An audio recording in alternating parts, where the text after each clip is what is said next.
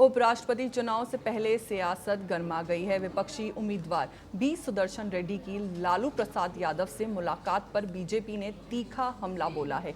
BJP नेता अमित मालविया ने इस मुलाकात को सार्वजनिक जीवन में ईमानदारी पर चौंकाने वाला बयान बताया और चारा घोटाले के दोषी से मुलाकात को निंदनीय करार दिया। इस बीच कांग्रेस ने इंडिया ब्लॉक के सांसदों के लिए डिनर का आयोजन किया ताकि विपक्ष की एकता को मजबूती मिल सके।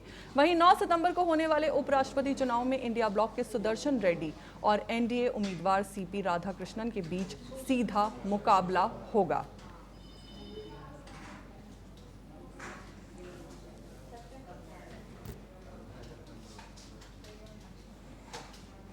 नौ सितंबर को होगा उपराष्ट्रपति चुनाव।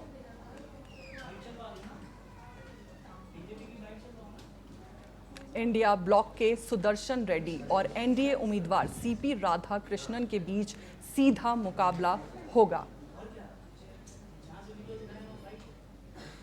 आपको बता दें कि 9 सितंबर को होने वाले उपराष्ट्रपति चुनाव में इंडिया ब्लॉक के सुदर्शन रेड्डी और एनडीए उम्मीदवार सीपी राधाकृष्णन के बीच सीधा मुकाबला होगा।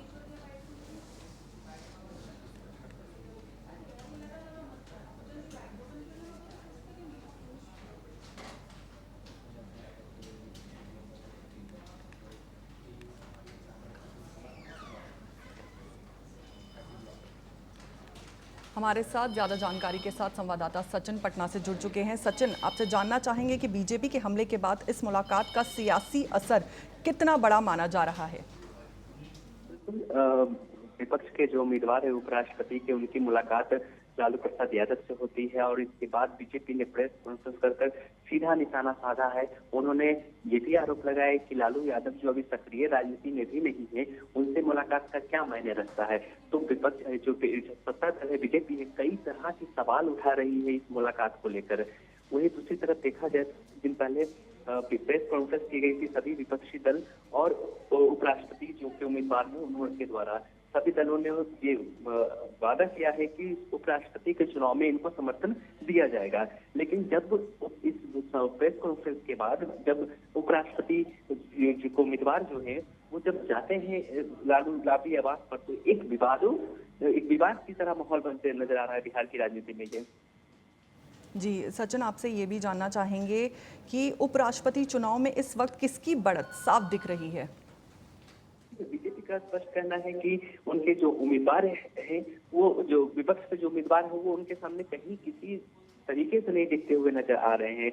वहीं जो बीजेपी अपने उम्मीदवार जो है सीपी राधाकृष्णन, उनको चारों तरफ से समर्थन मिलने का वादा ये बीजेपी कर रही है। वहीं इंडिया गठबंधन का कहना है कि उनके उम्मीदवार जो है वो इस चुनाव में आगे बढ़त बनाएंगे। लेकिन जाहिर तौर पर राजनीति आप पिछली लोकसभा राज्यसभा सीट का हिसाब लगाया जाए तो कहीं ना कहीं भी बीजेपी की जो उम्मीदवार है वो कहीं ना कहीं आगे नजर आते जा रहे हैं, सीपी राधाकृष्णन।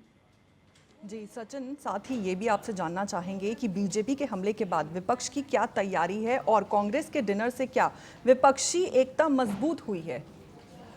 बिल्कुल, देखने को तो यही लगता है कि विपक्षी एकता कहीं ना कहीं बिहार में कहीं ना कहीं टूटती हुई भी आपको कहीं ना कहीं नजर आएगी। देखिए, जैसे कि अभी सीट बंटवारे को लेकर अभी राजनीति काफी तेज देखने को मिल रही है, काफी गर्मा गर्मी देखने को मिल रही है।